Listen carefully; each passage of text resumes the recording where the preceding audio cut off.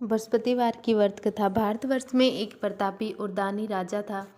राज्य करता था। वह नित्य गरीबों और ब्राह्मणों की सहायता करता था। यह बात उसकी रानी को अच्छी नहीं लगती थी। वह न ही गरीबों को दान देने देती और न ही भगवान का पूजन करती थी। राजा को भी दान करने से मना किया करती थी। एक दिन राजा शिकार खेलने वन को गए हुए थे तो रानी महल में अकेली थी। उसी समय बृहस्पति देव साधु वेश में राजा के महल में भिक्षा के लिए गए और भिक्षा मांगी। रानी ने भिक्षा देने से इनकार किया और कहा, हे साधु महाराज, मैं तो दान पुण्य से तंग आ गई हूँ। मेरा पति सारा धन लुटाते रहते हैं। मेरी इच्छा है कि हमारा धन नष्ट हो जाएगा, फिर न रहेगी बांस और न बजेगा बांसुरी। साधु ने कहा, देवी तुम तो बड़ी विचित्र हो। धन संतान तो सभी चाहते हैं, पुत्र और लक्ष्मी तो पापी के घर भी होने चाहिए। यदि तुम्हारे पास अधिक धन है तो भूखों को भोजन दो, प्यासों के लिए प्याऊ बनवाओ, मुसाफिरों के लिए धर्मशालाएं खुलवाओ। जो निर्धन अपनी कुंवारी कन्याओं का विवाह नहीं कर सकते उनका विवाह करा दो। ऐसे और कई काम हैं जिनके करने से तुम्हारा यश और लोक परलोक में फैलेगा। परंतु रानी पर उपदेश का कोई प्रभाव नहीं पड़ा। वह बोली, महाराज आप मुझे कुछ न समझाएं। मैं ऐसा धन नहीं चाहती जो हर जगह बांटती फिरूं। साधु ने उत्तर दिया, यदि तुम्हारी ऐसी ही इच्छा है तो तथास्तु। तुम ऐसा करना, बृहस्पतिवार को घर लीपकर पीली मिट्टी से अपना सिर धोकर स्नान करना, भट्टी चढ़ाकर कपड़े धोना। ऐसा करने से आपका सारा धन नष्ट हो जाएगा। इतना कहकर वह साधु वहां से आलोप हो गए। साधु के अनुसार कई बातों को पूरा करते हुए रानी को केवल 3 बृहस्पतिवार ही बीते थे कि उसकी समस्त धन संपत्ति नष्ट हो गई। भोजन के लिए राजा का परिवार तरसने लगा। तब एक दिन राजा ने रानी से बोला कि हे रानी, तुम यहीं रहो, मैं दूसरे देश को जाता हूँ। क्योंकि यहाँ पर सभी लोग मुझे जानते हैं, इसलिए मैं कोई छोटा कार्य नहीं कर सकता। ऐसा कहकर राजा परदेश चला गया। वहाँ वह जंगल में लकड़ी काट कर लाता और शहर में बेचता। इस तरह वह अपना जीवन व्यतीत करने लगा। इधर राजा के परदेश जाते ही रानी को दासी दुखी रहने लगी। एक बार जब रानी और दासी को 7 दिन तक बिना भोजन के रहना पड़ा तो रानी ने अपनी दासी से कहा, हे दासी, पास ही के नगरी में मेरी बहन रहती है। वह बड़ी धनवान है। तू उसके पास जाकर जो कुछ ले आ ताकि थोड़ा बहुत गुजार बसर हो जाए। दासी रानी की बहन के पास गई। उस दिन गुरुवार था और रानी की बहन उस समय बृहस्पतिवार व्रत की कथा सुन रही थी। दासी ने रानी की बहन को अपनी रानी का संदेश दिया, लेकिन रानी की बड़ी बहन ने कोई उत्तर नहीं दिया। जब दासी को रानी की बहन से कोई उत्तर नहीं मिला तो वह बहुत दुखी हुई और उसे क्रोध भी आया। दासी ने वापस आकर रानी को सारी बात बता दी। सुनकर रानी ने अपने भाग्य को कोसा। उधर रानी की बहन ने सोचा कि मेरी बहन की दासी आई थी परंतु मैं उससे नहीं बोली। इससे वह बहुत दुखी हो गई। कथा सुनकर और पूजन समाप्त करके वह अपनी बहन के घर आई और कहने लगी, हे बहन, मैं बृहस्पतिवार का व्रत कर रही थी। तुम्हारी दासी मेरे घर आई थी परंतु जब तक कथा होती तब तक न तो उठते हैं और न ही बोलते हैं, इसलिए मैं नहीं बोली। कहो दासी क्यों गई थी? रानी बोली, बहन तुमसे क्या छुपाऊं, हमारे घर में खाने तक को अनाज नहीं था। ऐसा कहते कहते रानी की आंखें भर आई। उसने दासी समेत पिछले 7 दिनों से भूखे रहने तक की बात अपनी बहन को विस्तार पूर्वक सुना दी। रानी की बहन बोली, देखो बहन, भगवान बृहस्पति देव सबकी मनोकामना को पूर्ण करते हैं। देखो आज शायद तुम्हारे घर में अनाज रखा हो। पहले तो रानी को विश्वास नहीं हुआ, पर बहन के आग्रह करने पर उसने अपनी दासी को अंदर भेजा तो उसे सचमुच अनाज से भरा एक घड़ा मिल गया। यह देखकर दासी को बड़ी हैरानी हुई। दासी रानी से कहने लगी, हे रानी, जब आपको भोजन नहीं मिलता तो हम व्रत ही तो करते हैं, इसीलिए क्यों न इनसे व्रत और कथा की विधि पूछ ली जाए ताकि हम भी व्रत कर सके। तब रानी ने अपनी बहन से बृहस्पतिवार व्रत के बारे में पूछा। उसकी बहन ने बताया, बृहस्पतिवार के व्रत में चने की दाल और मुनका से विष्णु भगवान का केले की जड़ से पूजन करें तथा दीपक जलाएं, व्रत कथा सुने और पीला भोजन ही करें। इससे बृहस्पति देव प्रसन्न होते हैं। व्रत और पूजन विधि बताकर रानी की बहन अपने घर को लौट गई।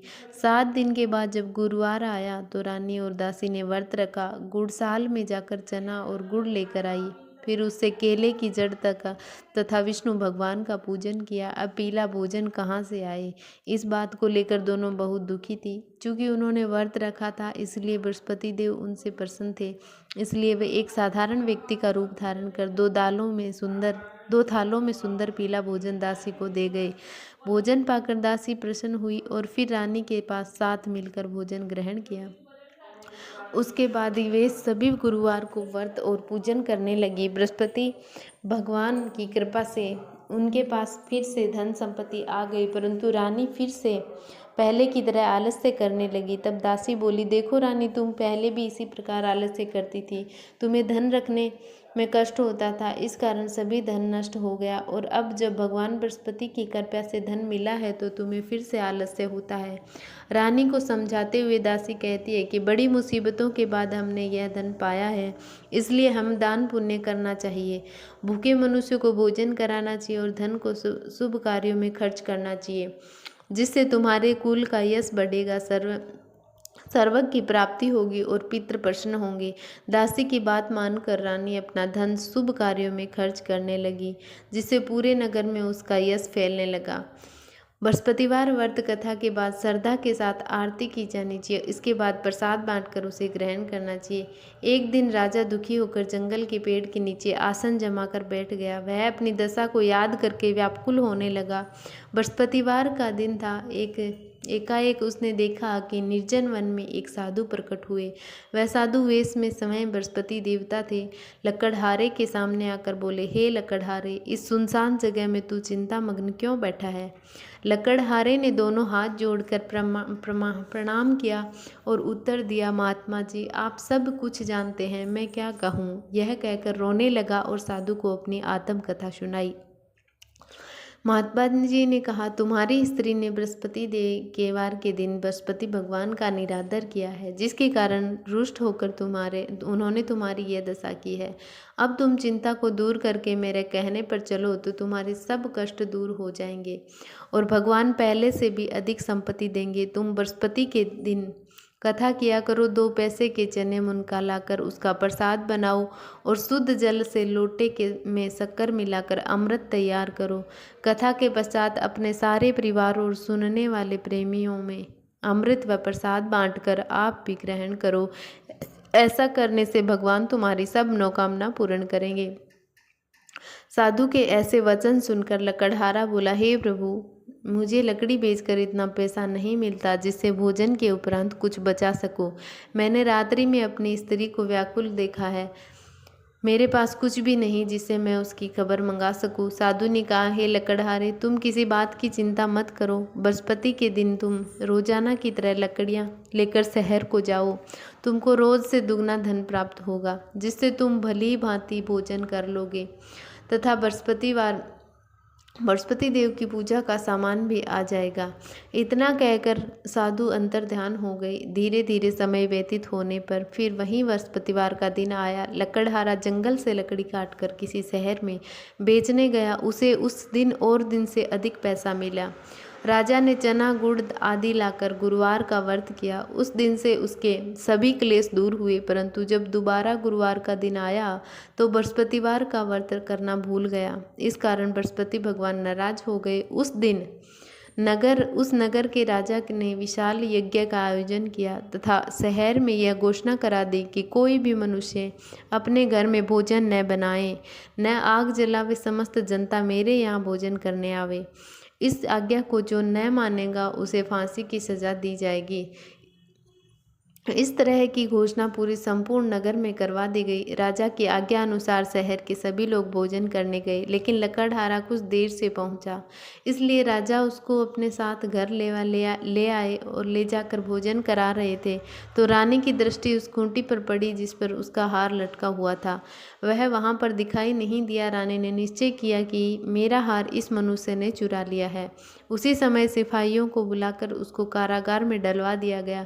जब लकड़हारा कारागार में पड़ गया और बहुत दुखी होकर विचार करने लगा कि न जाने कौन से पूर्व जन्म के कर्म से मुझे यह दुख प्राप्त हुआ है और उसी साधु को याद करने लगा जो कि जंगल में मिला था। उसी समय तत्काल बृहस्पति देव साधु के रूप में प्रकट हुए और उसने उसकी दशा को देखकर कहने लगे, अरे मूर्ख, तूने बृहस्पति देव की कथा नहीं करी, इस कारण तुझे दुख प्राप्त हुआ है। अब चिंता मत कर, बृहस्पतिवार के दिन कारागार के दरवाजे पर 4 पैसे पड़े मिलेंगे, उनसे तू बृहस्पति देव की पूजा करना, तेरे सभी कष्ट दूर हो जाएंगे। बृहस्पति के दिन उसे 4 पैसे मिले। लकड़हारे ने कथा कही। उसी रात्रि को बृहस्पति देव ने उस नगर के राजा को सौपन में कहा, हे राजा, तुमने जिस आदमी को कारागार में बंद कर दिया है वह निर्दोष है, वह राजा है, उसे छोड़ देना। रानी का हार उसी खूंटी पर लटका है, अगर तू ऐसा नहीं करेगा तो मैं तेरे राज्य को नष्ट कर दूंगा। इस तरह रात्रि के सौपन को देखकर राजा प्रातःकाल उठा और खूंटी पर हार देकर लकड़हारे को बुलाकर क्षमा मांगी तथा लकड़हारे को योग्य सुंदर वस्त्र आभूषण देकर विदा कर दिया। बृहस्पति देव की आज्ञा अनुसार लकड़हारा अपने नगर को चल दिया। राजा जब अपने नगर के निकट पहुंचा तो उसे बड़ा आश्चर्य हुआ। नगर में पहले से अधिक बाग, तालाब, कुएं तथा बहुत सी धर्मशालाएं, मंदिर आदि बन गए हैं। राजा ने पूछा, ये किसका बाग है और धर्मशाला है? तब नगर के सब लोग कहने लगे, यह सब रानी और बांदी के हैं। तो राजा को आश्चर्य हुआ और गुस्सा भी आया। जब रानी ने यह खबर सुनी कि राजा आ रहे तो उन्होंने बांदी से कहा कि हे दासी, देख, राजा हमको कितनी बुरी हालत में छोड़ गए थे, हमारी ऐसी हालत देखकर वह लौट न जाए, इसलिए तू दरवाजे पर खड़ी हो जा। आज्ञा अनुसार दासी दरवाजे पर खड़ी हो गई। राजा आए तो उन्हें अपने साथ ले आई। तब राजा ने क्रोध करके अपनी रानी से पूछा कि यह धन तुम्हें कैसे प्राप्त हुआ है? तब उन्होंने कहा, हमें यह धन सब बृहस्पति देव के इस व्रत कथा के प्रभाव से प्राप्त हुए हैं। राजा ने निश्चय किया कि 7 रोज बाद तो सभी बृहस्पति देव का पूजन करते हैं, परंतु मैं प्रतिदिन में 3 बार गानी तथा रोज व्रत किया करूँगा। अब हर समय राजा के दुपट्टे में चने की दाल बंधी रहती थी तथा दिन में 3 बार कहानी कहता। एक रोज राजा ने विचार किया कि चलो अपनी बहन के यहाँ जाके आवें। इस तरह निश्चय कर राजा घोड़े पर सवार हो अपनी बहन के यहाँ को चलने लगा। मार्ग में उसने देखा कि कुछ आदमी एक मूर्ति को लिए जा रहे थे। उन्हें रोककर राजा कहने लगा, अरे भाइयों, मेरी बृहस्पति देव की कथा सुन लो। वे बोले, लो, हमारा तो आदमी मर गया, इसको अपनी कथा की पढ़िए। परंतु कुछ आदमी बोले, अच्छा कहो, हम तुम्हारी कथा भी सुनेंगे। राजा ने दाल निकाली और जब कथा आदि हुई कि मर्दा हिलने लगा और जब कथा समाप्त हुई तो राम राम करके मनुष्य उठ खड़ा हो गया। आगे मार्ग में उसे एक किसान खेत में हल चलाते मिला। राजा ने उसे देख और उससे बोले, अरे भैया, तुम मेरी बृहस्पतिवार की कथा सुन लो। किसान बोला, जब तक मैं तुम्हारी कथा सुनूंगा तब तक 4 हरैया जोत लूँगा, जा अपनी कथा किसी और को सुनाना। इस तरह राजा आगे चलने लगा। राजा के हटते ही बैल पछाड़ खाकर गिर गया तथा किसान के पेट में बड़ी जोर से दर्द होने लगा। उस समय उसकी माँ रोटी लेकर आई। उसने जब यह देखा तो अपने पुत्र से सब हाल पूछा और बेटे ने सभी हाल कह दिया। तो बुढ़िया दौड़ी दौड़ी उस घुड़सवार के पास आई और उससे बोली कि मैं तेरी कथा सुनूंगी, तू अपनी कथा मेरे खेत में चल कर कह। राजा ने बुढ़िया के खेत में जाकर कथा कही, जिससे सुनते ही वह बैल उठ गया और किसान का पेट दर्द भी ठीक हो गया। राजा अपनी बहन के घर पहुंचा। बहन ने भाई की खूब मेहमानी की। दूसरे रोज प्रातःकाल राजा जगा तो वह देखने लगा कि सब लोग भोजन कर रहे हैं। राजा ने अपनी बहन से कहा, ऐसा कोई मनुष्य है जिसने भोजन नहीं किया हो? मेरी बृहस्पतिवार की कथा सुन ले। बहन बोली, हे भैया, यह देश ऐसा है कि पहले यहाँ लोग भोजन करते हैं, बाद में अन्य काम करते हैं। अगर कोई पड़ोसन में हो तो देख आऊँ, पड़ोस में हो तो देख आऊँ। वह ऐसा कहकर देखने चली गई, परंतु उसे कोई ऐसा व्यक्ति नहीं मिला जिसने भोजन न किया हो। अतः वह एक कुम्हार के घर गई जिसका लड़का बीमार था। उसे मालूम हुआ कि उनके यहाँ 3 रोज से किसी ने भोजन नहीं किया है। रानी ने अपने भाई की कथा सुनने के लिए कुम्हार से कहा। वह तैयार हो गया। राजा ने जाकर बृहस्पतिवार की कथा कही, जिसको सुनकर उसका लड़का ठीक हो गया। अब तो राजा की प्रशंसा होने लगी। एक रोज राजा ने अपनी बहन से कहा कि हे बहन, हम अपने घर को जाएंगे, तुम भी तैयार हो जाओ। राजा की बहन ने अपनी सास से कहा। सास ने कहा, हाँ चली जा, परंतु अपने लड़कों को मत ले जाना, क्योंकि तेरे भाई के यहाँ कोई औलाद नहीं है। बहन ने अपने भैया से कहा, हे भैया मैं तो चलूँगी, पर कोई बालक नहीं जाएगा। राजा बोला, जब कोई बालक ही नहीं चलेगा तो तुम क्या करोगी। बड़े दुखी मन से राजा अपने नगर को लौट आया। राजा ने अपनी रानी से कहा, हम निर्वंशी हैं, हमारा मुँह देखने का धर्म नहीं है, और कुछ भोजन आदि नहीं किया। रानी बोली, हे प्रभु, बृहस्पति देव ने हमें सब कुछ दिया है, वह औलाद भी अवश्य देंगे। उसी रात को बृहस्पति देव ने राजा से सौपन में कहा, हे राजा, उठ, सभी सोच त्याग दे, तेरी रानी गर्भ से है। राजा की यह बात सुनकर बड़ी खुशी हुई। 9वें महीने में उसके गर्भ से एक सुंदर पुत्र पैदा हुआ। तब राजा बोला, हे रानी, स्त्री बिना भोजन के रह सकती है, पर बिना कहे नहीं रह सकती। जब मेरी बहन आवे तुम उसे कुछ मत कहना। रानी ने सुनकर हाँ कर दिया। जब राजा की बहन ने यह शुभ समाचार सुना तो वह बहुत ही खुश हुई तथा बधाई लेकर अपने भाई के यहाँ आई। तभी रानी ने कहा, घोड़ा चढ़कर तो आई नहीं आई, गधा चढ़ी आई। राजा की बहन बोली, भाभी, मैं इस प्रकार न कहती तो तुम्हें औलाद कैसे मिलती। बृहस्पति देव ऐसे ही हैं, जिसके मन में कामनाएं हैं सभी को पूर्ण करते हैं। जो सद्भावना बृहस्पतिवार करता है, यह कथा पढ़ता है अथवा सुनता है, दूसरों को सुनाता है, बृहस्पति देव उसकी सब मनोकामना पूर्ण करती है। जय श्री बृहस्पति देव।